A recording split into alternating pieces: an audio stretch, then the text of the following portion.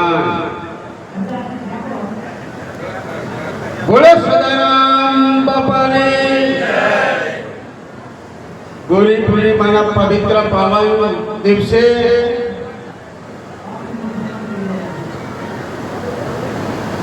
સદારામ કેળવણી ટ્રસ્ટ દ્વારા આયોજિત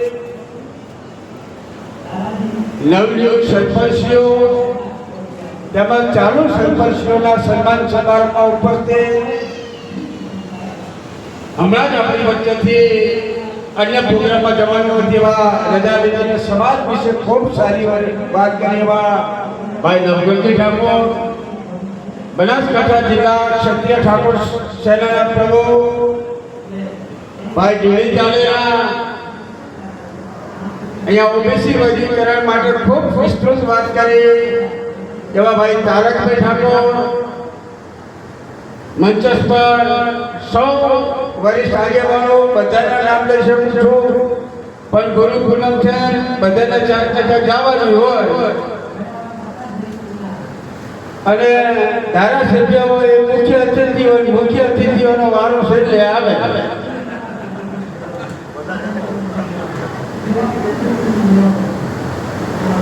તેમને બધા ગાયોથી વધારેલો એમનામાં સારો સુઝાવ આવ્યો કે સરપંચશ્રીઓના ઠાકોર સમાજથી વિજેતા થયેલાને ચાલુ સરપંચશ્રીઓના સન્માન સમારંભ રાખ્યો.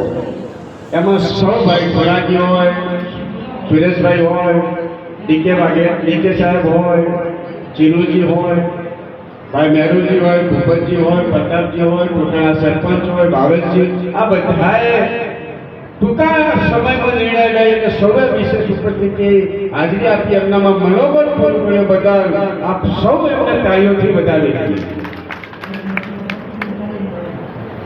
સમાજમાં કોઈ નિર્ણય લેવા બેસીએ ને નરેશજી તો સમાજને 5 કલાક બેહો, 10 કલાક બેહો, 10 દાડા બેહો, 10 મહિના બેહો, બીપી વધી જાય, ઘટી જાય, ઊભા ના થઈએ તારે કોઈ સરકાર બિયાય ને કોઈ બિયાય નહીં.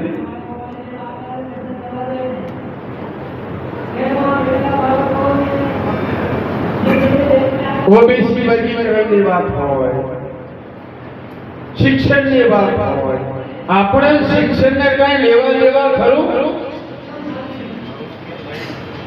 ભૂપતજી આ ભૂપતજી ચલાવે છે, કેળવણી મંડળના પ્રમુખ છે, સૌના વડીલ આગેવાન વિકાસભાઈ સરપંચ પણ બેઠા. શિક્ષણને આપણે લેવા ખરું? ખાલી આપણું કહો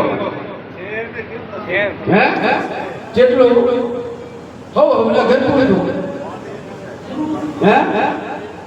નવનિયુક્ત સરપંચીઓ બેઠા છે.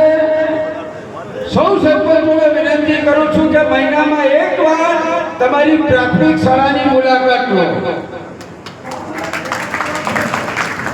આરોગ્યનું સેન્ટર હોય તો આરોગ્યના સેન્ટરમાં મહિનામાં એક વખત મુલાકાત લો. શાળામાં બાળકો કેટલા દિવસ થાય, સમાજનો વિદ્યાર્થી આવે છે નથી આવતો, એ આજે કે પ્રિન્સિપાલ જોડે બેસીને તમે ચર્ચા કરો.